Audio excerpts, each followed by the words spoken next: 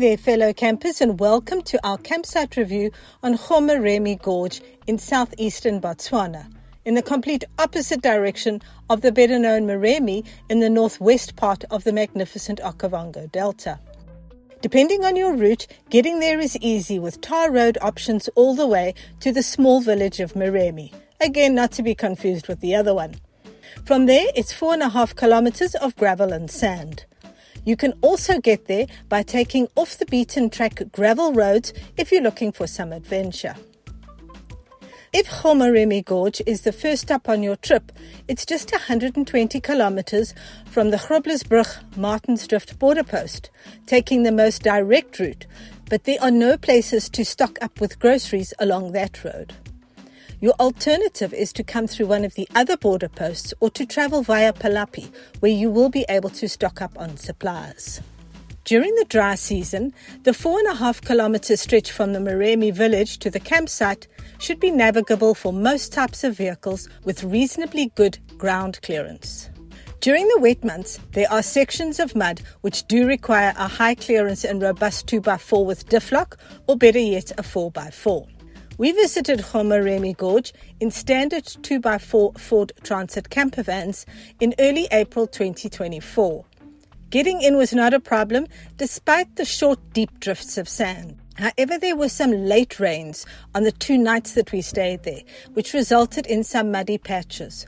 Fortunately, we got through without incident.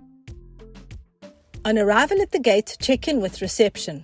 And my suggestion is that you do book ahead of time. This is an extremely popular campsite, especially over weekends, and they are often fully booked.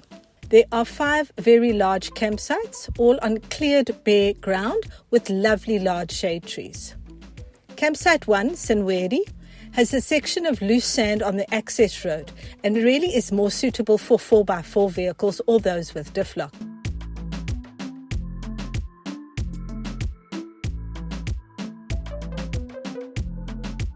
Campsite 2 was my favorite, Muti. It has a magnificent central tree.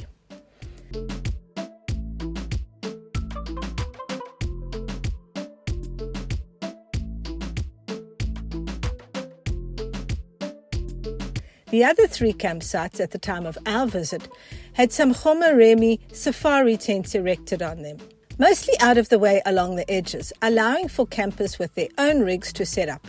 You won't be cramped, there is a lot of space. These safari tents offer accommodation to those without their own rigs, but management did say that with prior notice they could be removed if needed.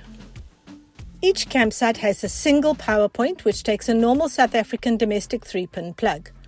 As these sites are large and can accommodate 2 or more vehicles, you will need a multi-plug to add more than 1 vehicle to the grid. There is a fixed braai and a prep area, a wash-up sink with cold water only, and a dustbin on each site. Private ablutions serve each campsite. They are well maintained and clean. The shower is out in the open with hot water and good pressure.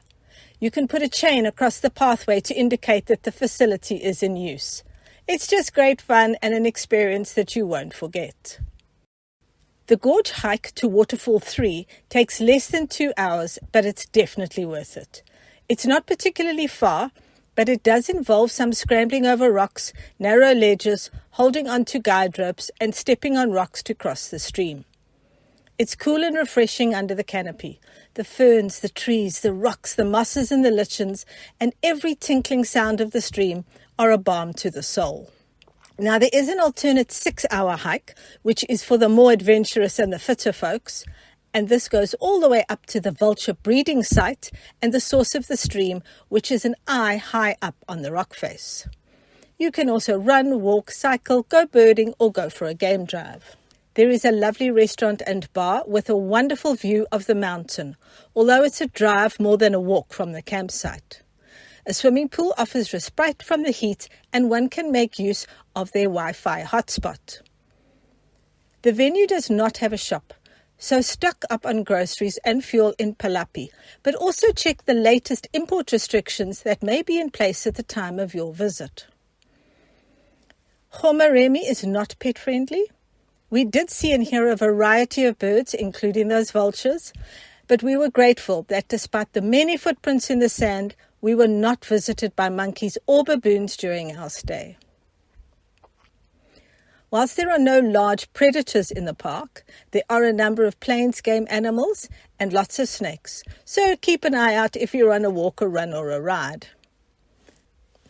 On the technology front, we bought an eSIM which worked off the Mascom network and had some connectivity on WhatsApp and email, but the Wi-Fi at the restaurant was really good.